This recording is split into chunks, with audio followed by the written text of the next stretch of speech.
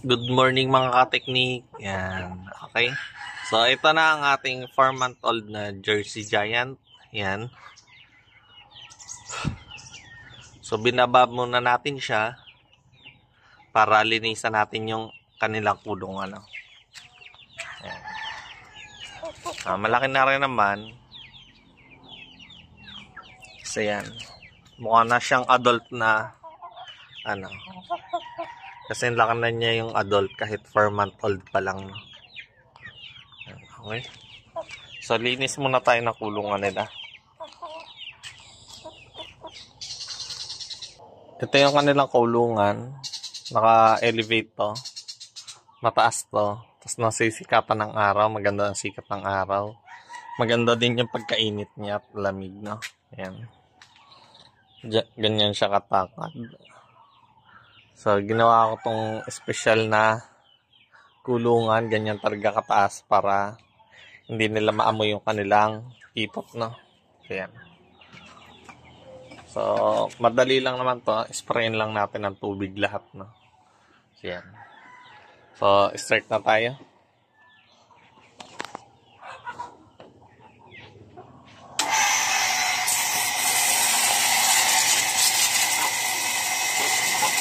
Ayan.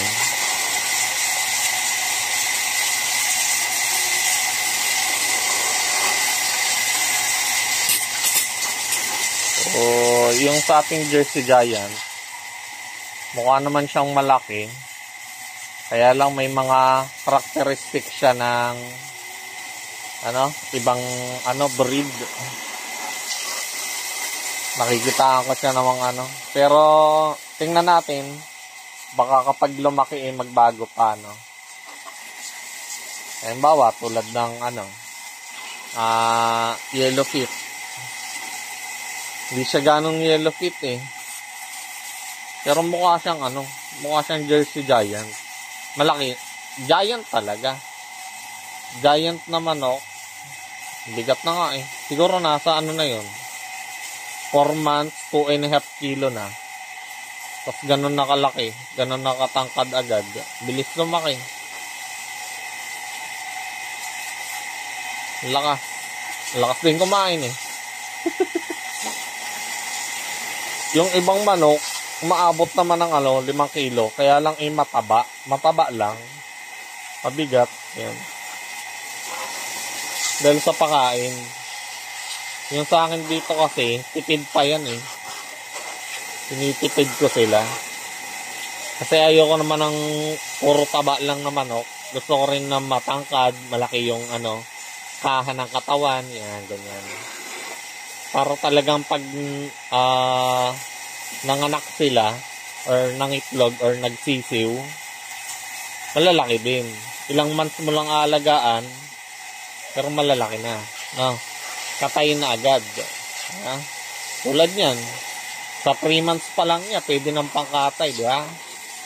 Kaysa mag-alaga ka ng native na maliliit, 6 months mo na inaalagaan, wala pang 1 kilo. Hindi pwede pang katayin, no? Yan, pares lang naman ang binibigay na patoka. Konting buwan lang. Pero mas iba pa rin talaga ang mga 45 days, no? Or yung Cornish cross. Kasi mabilis, ginawa talaga yun para mabilis, mabilis lumaki. Pero masakitin kasi yun. At saka, hindi rin kasi maganda ang sobrang bigat. Imagine, kaya nun maging, liit ng katawan, pero kaya niya maging, 7 kilos. Nakakita na ako, 7 kilos. 5 kilos, 7 kilos nun. Pero puro taba kasi. Hindi niya kaya yung katawan niya. Hindi magandang tingnan. Ayan, Jersey Giant. Nagtatatakbo pa yan kahit ang laki ng katawan niya. Matibay ang paa.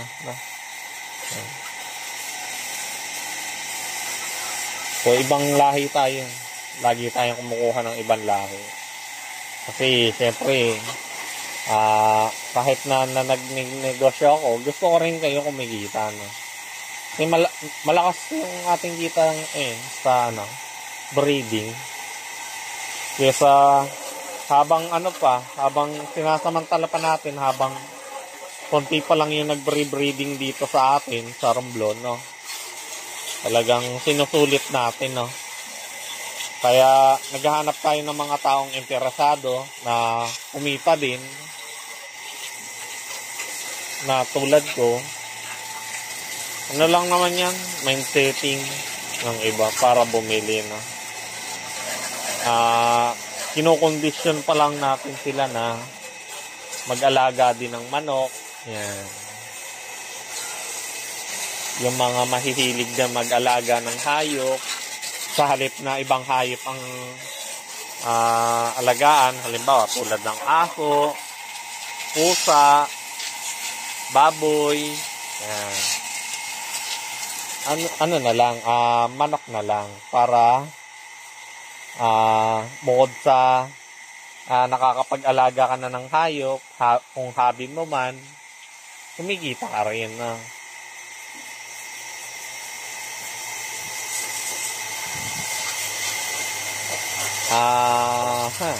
Bala ko rin kasi kambing, kasi anong puhunan mo? Libor, dahil sa pagpapakain sa kanila, no? Libor. Pwede nga wala kang ginagawa dun eh. Paggawan mo lang ng bahay, tapos ikulong mo sila or lagyan mo lang sila ng range area nila eh, na pwede silang makagala, makakain. Libre ka na sa pakain, di ba? Libre ka para sa paalaga. Ang problema lang, ang tagal. Matagal lang kita. Pero, kung maramihan, pwede. Kung may malawakan lupa, damihan mo ng kambing, magtayo ka ng kambingan, ganda rin yun, no? Yan yung mga nakikita kong kikita ng maganda. Kung susuportahan, no? Kasi, imagine mo, oo nga, may kambingan ka. Madalang naman ang bumibili ng kambing sa'yo. Kasi halos lahat may kambing pala. Or hindi sila mahilig kumain ng kambing, no? Dito din eh. Ang akala nila sa mga heritage chicken, hindi kinakain eh. Pero hindi nila alam, isa ang heritage chicken sa masarap lutuin.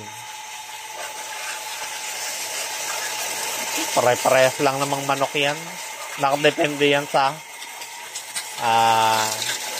pinapakain mo, no? Kung lasa ng karne. Ilang porsyento lang yung yung breed niya, kaya siya masarap, no? Diba, 2 doors yan. Sabi sa inyo, ginawa ko yung special para sa mahalin nating manok eh. So ito, yan, Jersey Giant yun na. Sumusubok tayo ulit ng Jersey Giant na. Kasi yung una natin, epic peel eh. Lit eh. Yung una kasi, naalagaan ko siya, siguro 8 months na, 8 months. Naalagaan ko siya. Kala ko talaga, malaking klase ng Jersey Giant. Tapos, naghahanap ako ng mga karakteristik ng tunay na Jersey Giant. Aroy, ang liit. Parang parang Java. Ang tawag nila dun sa Jersey Giant ko na una kong nabili, production line. Mga maliliit na klase ng Jersey Giant. Pang-production nga lang. No? Pang-maramihan. Yun yung una kong nabili. Kaya yan, tumitesting na naman tayo. Sana hindi tayo mabigo kapag lumaki na, Kasi gusto ko talaga ng malaking manok eh. Kasi dito sa Romblon, ayaw nila ng maliliit na manok. Isa ko pa sa napansin dito sa Romblon, kapag pinakita ako na kung magkano, wala na, hindi na magre-reply. O kaya magpapa-reserve lang, hindi naman kinukuha. Pero okay lang. At least nag-alok tayo ng hanap buhay, no? Kasi yung inaalok ko naman ay ano yan eh. Pwedeng pagkakitaan.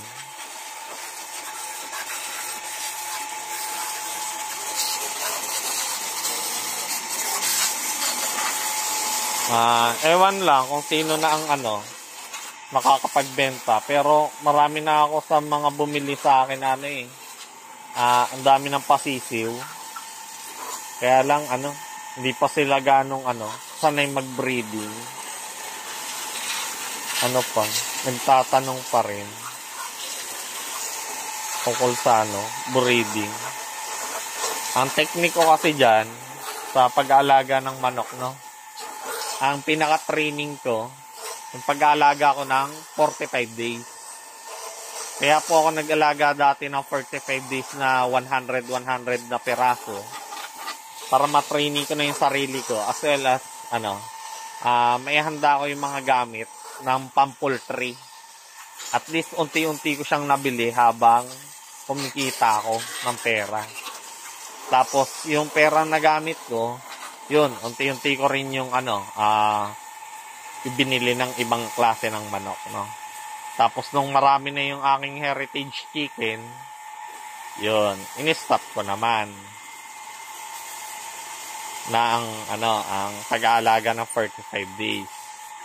Ngayon, ang target ko kasi nagbabago din, Kung ngayon ay heritage chicken, sa breeding tayo, pagbebenta ng sisiw, posibleng dumating na ako sa pagbebenta ng itlog. Yung table egg o yung mga kinakain na itlog, Yan. Kasi sa totoo lang, ang ganitong negosyo pag breeding, limitado, Kasi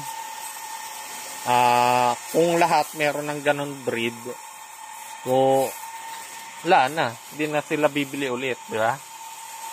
Kung bibili man sila, ibang breed naman, ganun.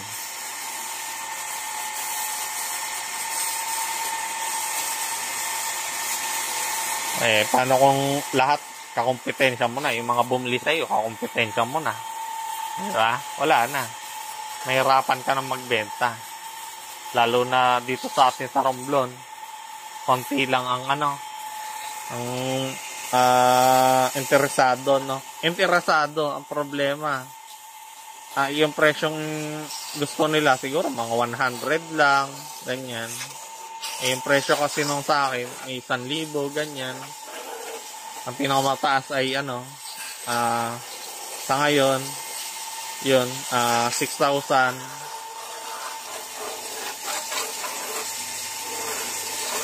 Pero nakakapag-ship naman ako kung ang tirahan niya ay Manila, wala namang problema, Kung Batangas yan, kayang mag-ship tayo dyan, Alis ko na lang yung Okay? So yun, almost done na tayo mga kapatid, mga kateknik. So yun lang muna. At may nagpausok na naman. Ayoko kasi na nagpapausok dito kasi nagkakasipon ang mga manok, Okay naman at nawawala ang lamok. Pero nagkakasipon naman ang alaga natin, stress man ako. So yun lang muna. Bye-bye.